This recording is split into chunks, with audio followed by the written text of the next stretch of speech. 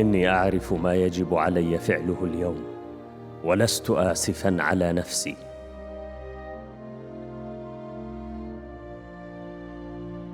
بل أسفي على الأمة التي ستظل سنوات كثيرة وقليلة هدفاً لكل أنواع المحن والمصائب.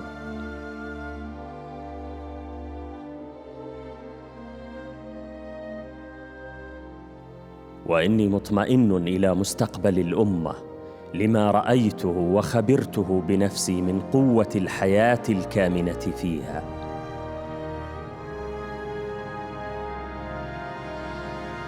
يوسف العظمة، وزير الحربية، عام 1920.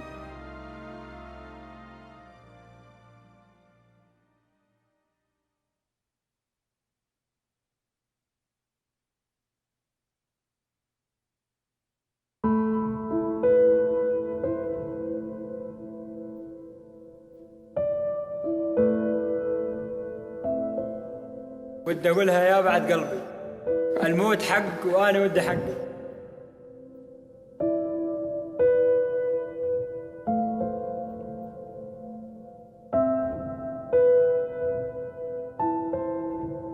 عبد الباسط الساروت هو يمكن رمز الثورة السورية، هو فتى الثورة، من أوائل الناس بالثورة اللي أماط اللثام، يلي كان هو وشه للكاميرا والناس كلها ظهرها للكاميرا، يلي ألهبنا حماس من أول لحظة. الشاب ابن البلد، القبضاي، الجدع، الحداد، الرياضي اللي ينتظره كان مستقبل الله أعلم كيف، لأنه واحد بهي الهمة وبهي النفسية وين كان ممكن يروح. هذا البطل يلي كان رمز من رموز الثورة، يعني ما حبينا نفارقه.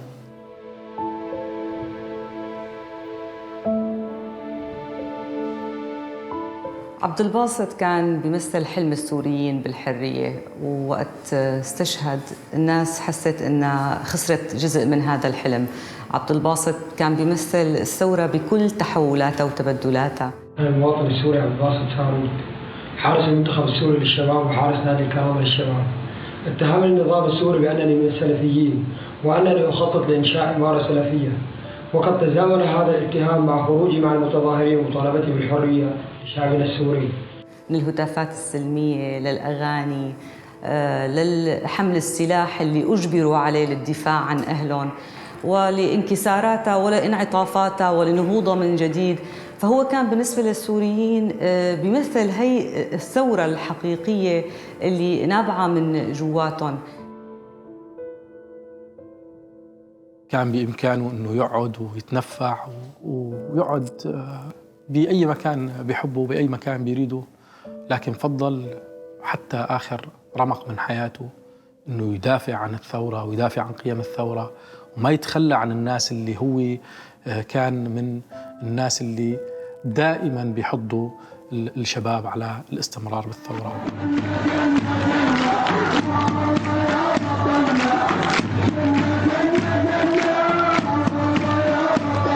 هذا البطل الشعبي، هذا الرمز، هذه الأيقونة التي عول عليها السوريون بشكل كبير، وبخاصة في ظرف انحسار الثورة جغرافيا وروحيا ومعنويا. وهذه الأيقونة أو هذه الحالة طفئت، هذه الحالة قتلت، هذه ما يعني أن الثورة ربما قتلت في دواخل معظم السوريين.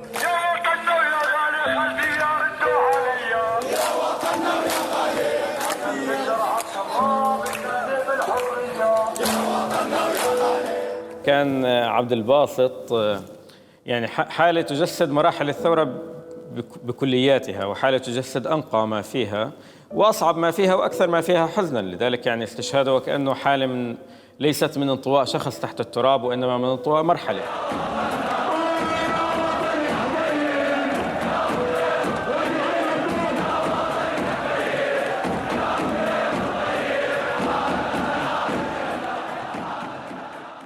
كان الكل يشعر بوطأة هذا الموت العظيم الذي حصل بسبب أنه يتعلق بشخص هو بسيط، لكن بسبب بساطته كان عظيما، وكان قادر على تمثيل هذه الثورة بشكلها النقي، بشكلها الجوهري، لأنه كان صادقا في التعبير عما يشعر به.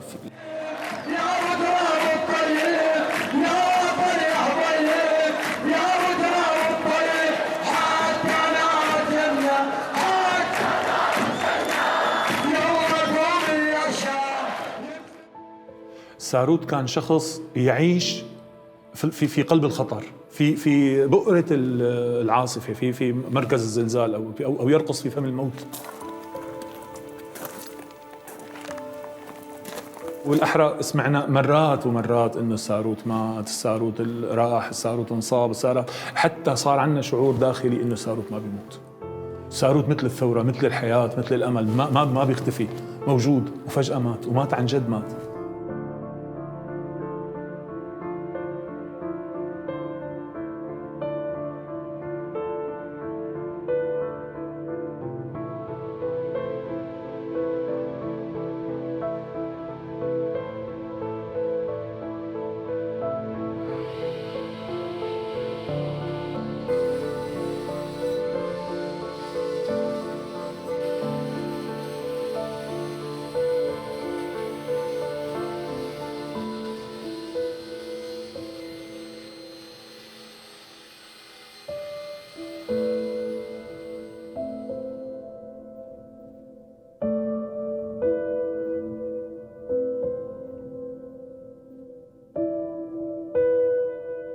فالسوريين أحسوا هن وعم بيودعوا عبد الباسط الساروت، أحسوا وكأنهم عم بيودعوا جزء من نبل هذه الثورة اللي ما زالت مستمرة وما زالت بحاجة لأمثال عبد الباسط الساروت وما يقدمونه من أجل الثورة.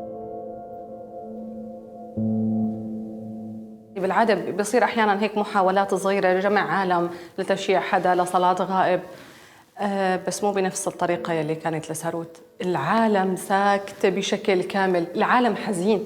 بالمختصر كانوا حزينين يعني بشكل حقيقي. الكل حاسس إنه الأب فقد ابنه، الولد فقد أخوه، البنت فقدت أخ وأب وصديق، رغم ما نعرفه. يعني يمكن 90% من الناس اللي تواجدت بجامع الفاتح ما كانت تعرف عبد الباسط، وأنا واحدة منهم. أنت عم تقول لي ليش صار هالعفوية وهالكمية؟ لأن شعبنا بحب الناس اللي بتقدم، شعبنا وفي. أنا ما بقول بالتفريغ ألم الناس طلعت، وإنما هو تعبير عن الشكر لهذا البطل، تعبير للشكر لهذا البطل، بطل بكل ما في هذه الكلمة معنى.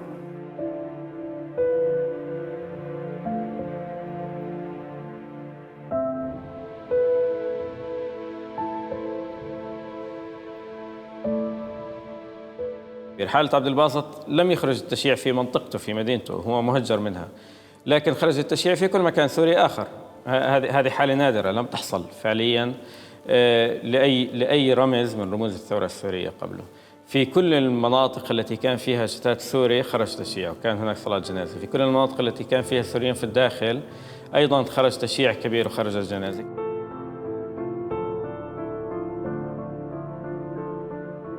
والناس كانت وقت عم تودع عبد الباسط عم يودعوا شخص كان مو بس بيمثل أحلامهم بالثورة وبالحرية وبالبطولة الحقيقية وبالشاب هذا اللي بيشبه كل شباب ثورتنا اللي طلعوا من اليوم الأول عم يهتفوا بالصوت العالي وعم يطلعوا على الأكتاف وعم يتحدوا الرصاص. كانوا عم يودعوا جزء منهم، كل واحد كان عم يشوف حاله مكان عبد الباسط.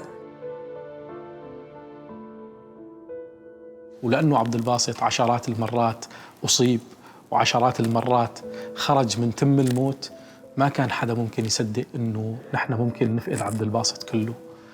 لهذا السبب كان هذا التفاعل مع جنازة عبد الباسط، هاي اللحظات القدسية، هاي اللحظات من الخشوع اللي ربما ما شهدها أي موقف آخر مثل موقف عبد الباسط ولحظة تشييعه لمثواه الأخير. الحمد لله رب العالمين. الحمد لله رب العالمين. الله يسامحك يا عم. الله يسامحك يا الله الجنة يا ابوي. يا عمري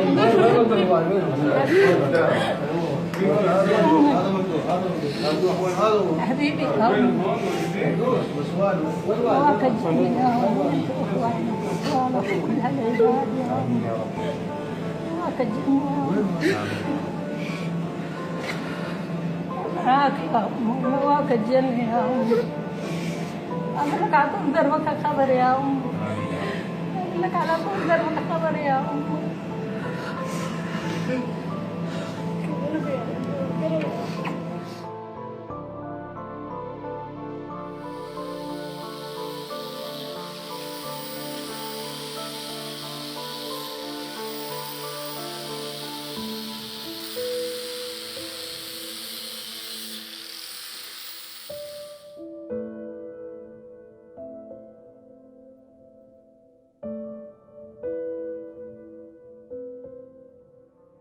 بسمع جنة جنة،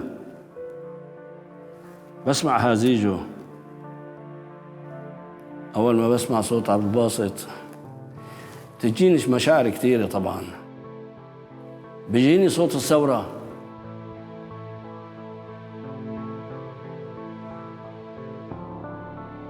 رح نضل نهتف ثورة اليوم وبكرة وبعد 1000 سنة، طالما هو موجود رح نضل نهتف ثورة.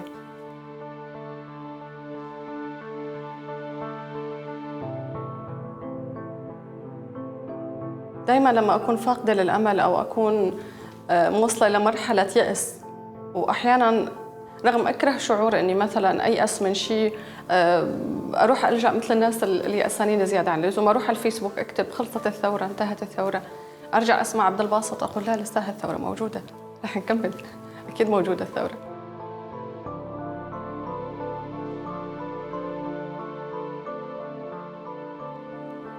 بسمع صوت الثورة، صوت الثورة اللي ما راح يحسن أي ظرف مهما كان قاسي إنه يخنقه.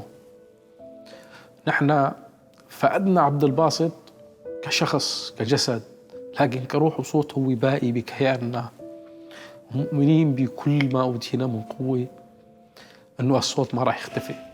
فبالنسبة لي عبد الباسط هو صوت الثورة، صوت الثورة اللي ما بيموت، ما راح يخلينا نتراجع عن إيماننا بهذا الشعب البطل، ما راح يخلينا نتراجع عن إيماننا بهاي الثورة.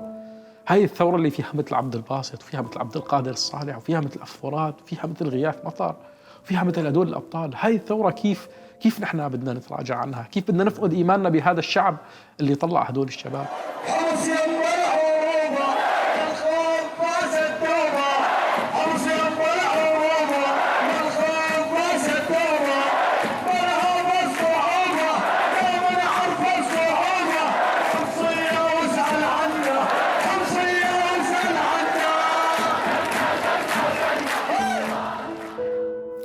أنا أعتبر أغنية جنة جنة جنة جنة يا وطننا هي أغنية وطنية بامتياز تحت رأس السوريين في تاريخ وطني كبير قاموا فيه أجدادنا على طول القرن العشرين. وكانت أغاني عبد الباسط وخاصة هذه الأغنية هي استرجاع لتلك الروح الوطنية التي سادت وأنتجت الاستقلال السوري.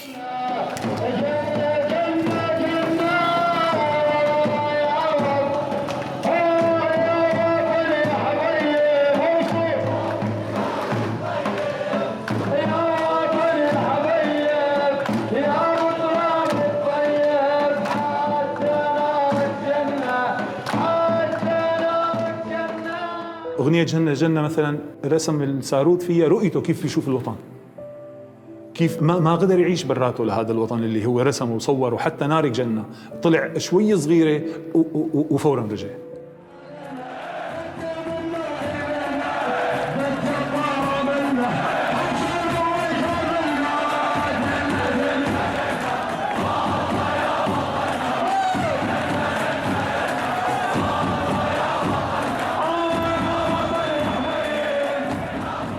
اجت هاي الغنية اللي هي بالأساس أغنية موجودة سابقاً لكن تجديدها بكلمات مرتبطة بسوريا، بمحافظات سوريا، خلانا نتذكر إنه هذا البلد إلنا، هذا البلد مو لبيت الأسد.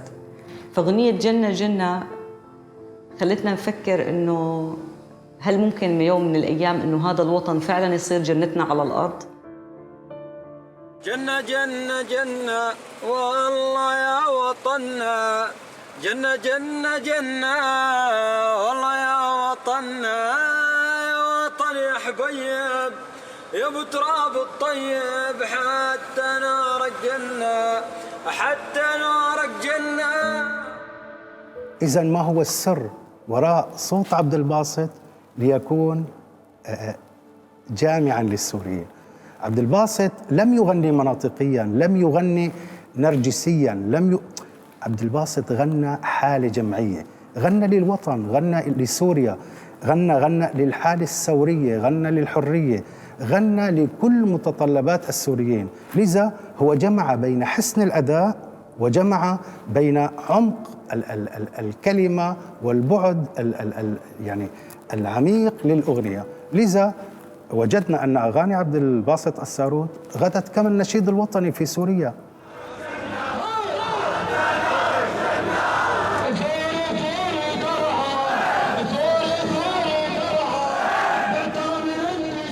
كان نادراً أن تجد أحد المغنين الثوريين معروفاً في غير منطقته إلا عبد الباسط الساروت أو القاشوش في حماة من قبل. ميزة عبد الباسط أنه كان قادراً على أخذ هذا الشعور الجمعي والثوري وتمثله حتى أقصاه. كان حالة من التوحد ما بين الشخص وما بين ما يغنيه، حالة الامتلاء الروحي بهذه الأغاني الثورية. صوت عبد الباسط كان من أكثر الأصوات التي تعبر فعلياً عن الثورة السورية، تعبر بصوتها، بشجنها، تعبر بأفراحها، تعبر حتى بكلماتها ومعانيها.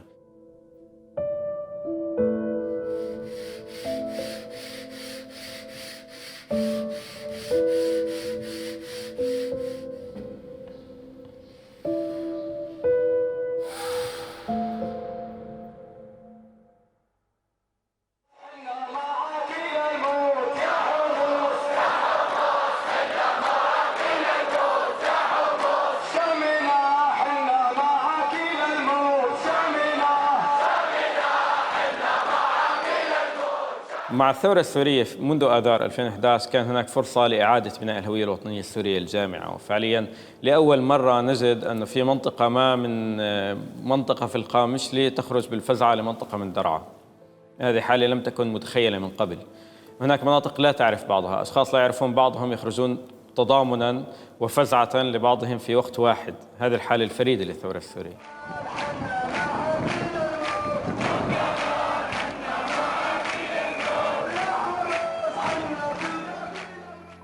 لكن الثورة السورية خاصة في سنواتها الأولى ومن خلال المظاهرات ومن خلال خطابها الذي تجلى من خلال الهتافات والأغاني وغيرها كان دائما بمثابة دستور مؤسس للهوية الوطنية السورية الحديثة، خاصة الأغاني التي ظهرت منذ البداية.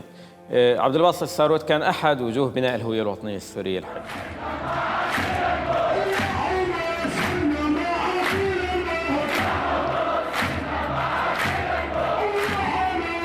27/12/2011 خمس حي الخليل. منذ شاهد السوريون عبد الباسط الساروت يغني مع فدوى سليمان على المنابر في قلب مدينة حمص، كانوا يشيرون إلى التوجه الوطني لهذه الثورة في الوقت اللي كان النظام يتهم الثورة بالطائفية استناداً إلى فئويته وطائفيته، وأراد لها أن تقع في ذلك. كان غناء عبد الباسط مع فدوى المشترك هو رد وطني على فئوية السلطة.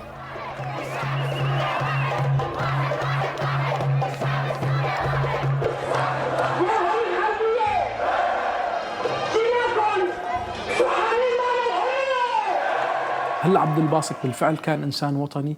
هل عبد الباسط كان وطني أم كان إنسان، لا، كان إنسان فئوي مثلا، أو كان إنسان طائفي؟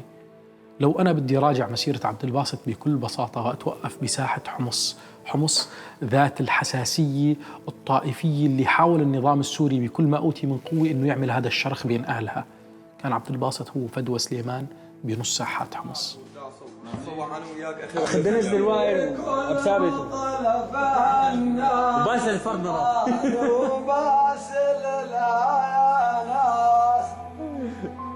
وقت استشهد صديقنا باسل شحادي غنينا لباسل شحادي، وكان عبد الباسط واحد منا عم يشيعوا باسل شحادي. بدنا نفرح بزيادة باسلنا للشهادة، بدنا نفرح بزيادة باسلنا للشهادة، حمص يا نعم القادة، حمص يا نعم. من داخل أحياء حمص صار يغني لكل سوريا، صار صوته يوصل لكل المدن السورية، صارت أناشيده تتردد بكل هذه المناطق السورية. فهو بهذا الإحساس العالي وبهذا الوعي الفطري حسن يرقب صدع عمره عشرات السنين بين السوريين، وصوت حسن يجمعنا نحن كلياتنا بساحات المظاهرات.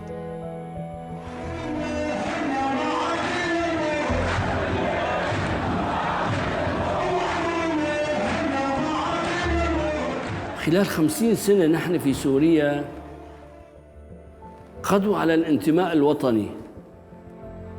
النظام الأسدي البعثي قضى على الانتماء الوطني، ولذلك لما سمعنا صوت عبد الباسط رحمه الله سمعنا الانتماء الحقيقي للوطن. نعم سوري أنا وأنتي أهل لي، هاي لسوريا أخونا وليد. نعم سوري أنا وأنتي أهل لي، بلادي كافري بدمعك تهلي لجل حريتك بالموت، أهلي لأن روحي لك أصغر هدية. ربما قلنا سميح شقير، وربما قلنا قاشوش، وربما غيرهم. هؤلاء على ما أعتقد بحثوا عن الجوامع، النقاط المشتركة بين الشعب السوري، حاولوا أن ينبشوا ما حاول نظام الأسد الأب والابن وأده عبر نصف قرن. إذن هم نبشوا الحالات المشتركة الجامعة للسوريين وقدموها عبر حالة شعبية، حالة محببة، هي الأهزوجة والأغنية.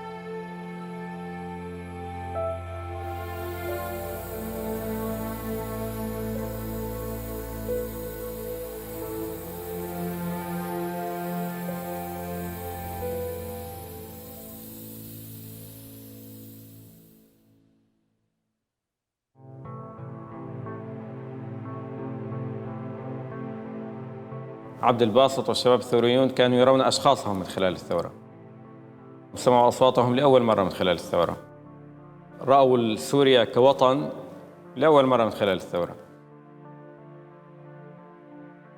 أنا وقت بسمعه بحس بالحنية، بحن للحرية وبحن للوطن اللي انحرمنا من إنه نحس فيه، مثل ما بيقول حانن للحرية حانن.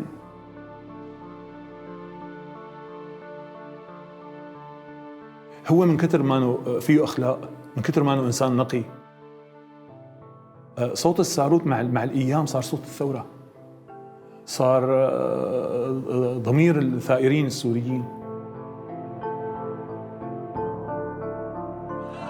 شهيدينا يا بابا ايدينا قدام، شهيدينا يا بابا صدر دلال البانا، شهيدينا يا بابا صدر دلال البانا. شاب في مقتبل العمر خلال فترة وجيزة يصبح في صدر وسائل الإعلام، على صفحات الجرايد تكتب عنه المجلات المعنية بالسوريين والشعب السوري. وماذا قدم؟ قدم أثمن ما يملك، قدم حياته.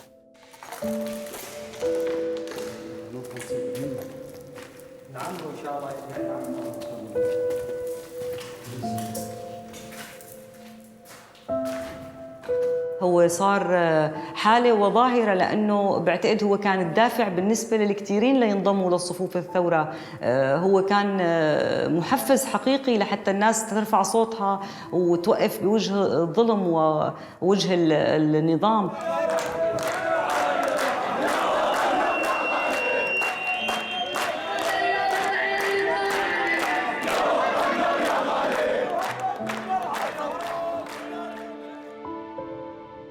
مو حالة، لا، شيء ثابت. يعني مثل ما لساتنا بعد سنين طوال نتذكر معركة ميسلون ونتذكر معارك كبار قامت ونتذكر قادة مروا على سوريا ومروا على الوطن العربي بشكل كامل، عبد الباسط مثلهم ما يقل عنهم شيء. كل انسان قدم لهاي الثوره من دول ولا غير دول نحطه على عيننا وراسنا. كل انسان بده يضر ثورتنا نوقف له نحن، نوقف له بسلاحنا وبصدورنا وبسيفنا وباصواتنا وبتكبيراتنا، ومثل ما قلنا الثوره مستمره. عبد الباسط كما اتفقنا هو حالة كاريزمية مجتمعة، حالة فيها خصوصية. قلت لك فيها خصوصية البدوي صاحب المروءة والكرامة الذي لا يقبل الذل لا له ولا لغيره. فيها حالة الذكاء الفطري، فيها حالة الحكاء الشعبي، فيها حالة المغني المطرب الجميل.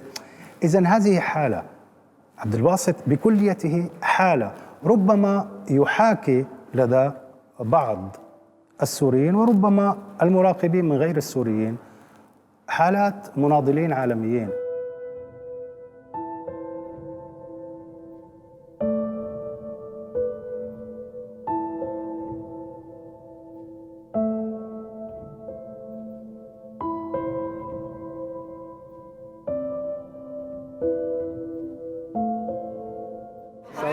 مشهد حمص.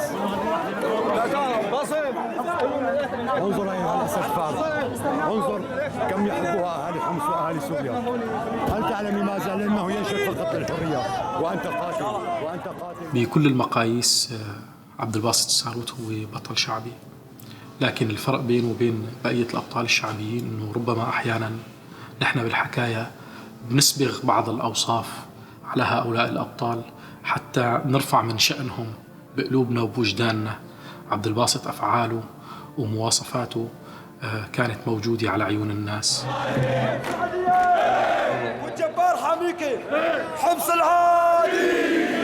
يعني هو لا شك أنه هو أصبح بطلاً شعبياً ورمزاً بالنسبة للسوريين وبالنسبة لغيرهم، حتى لو لم يقل أحد ذلك. وقبل أن يقول أحد ذلك أصبح رمزاً وأيقونة وأسطورة في حياته قبل أن يستشهد. لا يوجد أحد يقول أنه يكره الساروت، حتى من ينتقده. لا يوجد أحد حتى ممن يحاربه لم يسمع أغاني. يعني أنا أراهن أنه حتى عند النظام هم يسمعون أغاني. والله عندي شغل عم يستنوا لي كل عام عم يستنوا لي مفهوم البطل عند الساروت. ساروت هذا الشاب ابن البلد النخوجي الفصيح البدوي اللهجة الجميلة اللي عنده كاريزما عالية، الحداد اللي نما شيئا فشيئا امام عيننا، من هذا الشاب القبضاي الى القائد اللي بيقدر يمسك الجماهير ويحركها مثل ما بده. هي الحادثة الحداد هاد تذكرنا بحادثة حداد قبل 2600 سنة، كاوى الحداد اللي كمان ابن الشعب، كمان وقف ضد الظلم، وكمان لليوم صار 2600 سنة النيروز قاتلوا الدنيا مشان يحافظوا على انهم يحتفلوا فيه.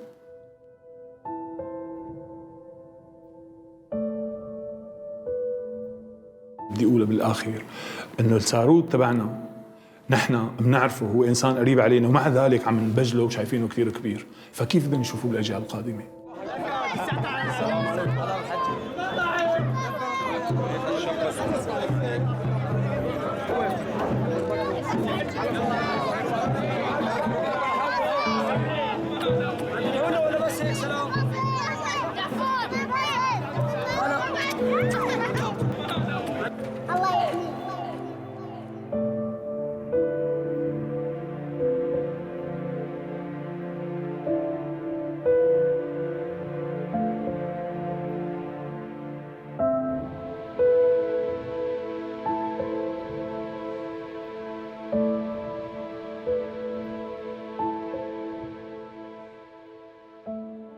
هذه الثورة لها أبناء محددين.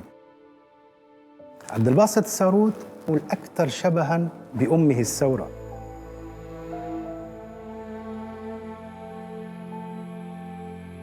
هذا الوجه الصبوح المبتسم دائما بتفاؤل كبير، حس بالأمل.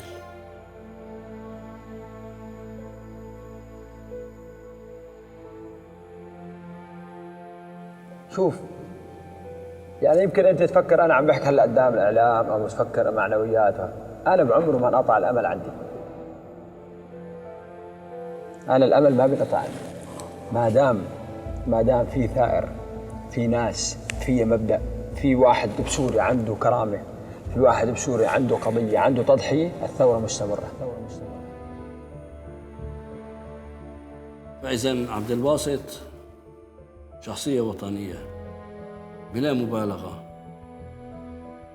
هذوك ما كان في وحوش، ما عم يقاوموا وحوش مثل الوحوش الموجودة حالياً. كان إبراهيم هنانو عم يحارب، حتى لما مسكوا الفرنسيين قدموا له محكمة. حسن الخراط كان يتخبى بالغوطة، ما حرقوا الغوطة. السلطان الأطرش كان في الجبل، العرب كان ما يدمروا البيوت على أهلها. ولذا عبد الباسط كان عم يقاتل الوحوش. يا يما طاب جديد زفين جيتك شاهد يا يما يا يما يا يما طاب جديد زفين جيتك شاهد يا يما يا يما.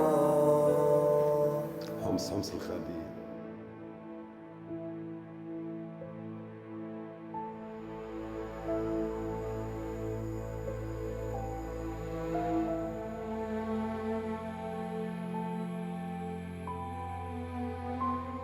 الحالة السورية في عشرينيات القرن الماضي عندما كان هناك احتلال وكان هناك كتلة وطنية ورجال وطنيين هي تختلف بالمطلق عن الحالة السورية خلال الثورة.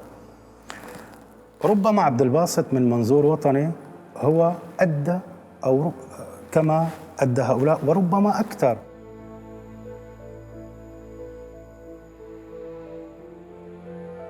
عبد الباسط الساروت عاش الفقر وربما أصدقائه يعرفون ذلك.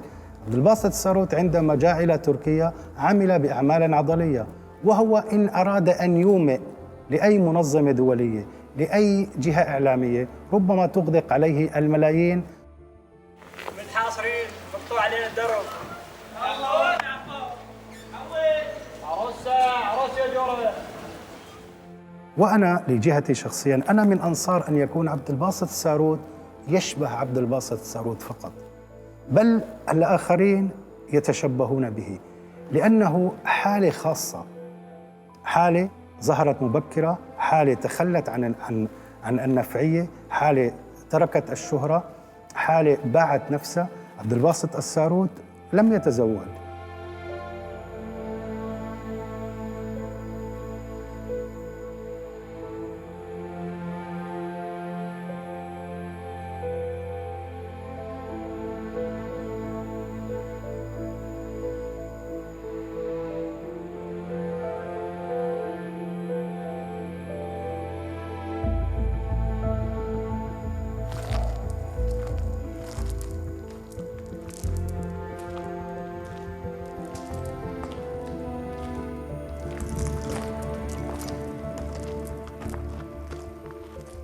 بيوم من ايام الثوره لما اكتشفت انه هذا النظام هو احتلال ما جزء مننا، قررنا نرجع نستعيد علم الاستقلال ونرفعه في حربنا من اجل الاستقلال الثاني، من اجل الحريه والكرامه.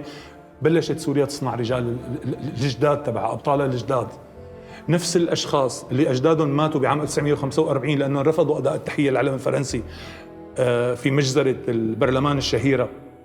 نفسهم احفادهم رفعوا نفس العلم ودفعنا مليون شهيد ونحن قاعدين عما تحت هي الرايه، واللي كان حامل هي الرايه ويمكن أعلم علم بيناتنا فيها كان الساروت لا شك.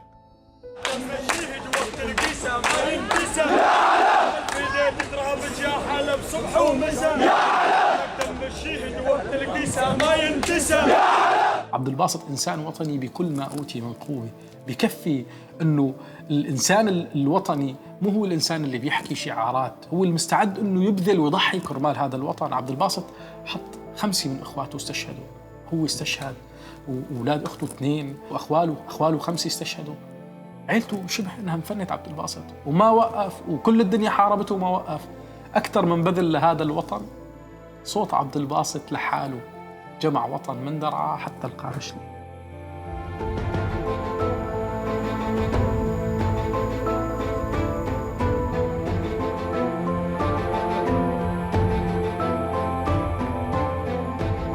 لك روح الثورة سكنت فؤاد من البلد ثورة، لك روح الثورة سكنت فؤاد من البلد ثورة، لك ننزل شهيد ونستمر طول الأمل ثورة، ما بالقوة لنا ثورة، واجب علينا يا يما هدانا ثورة، ويما بالقوة وجودك تدعي لنا ثورة، واجب علينا يا يما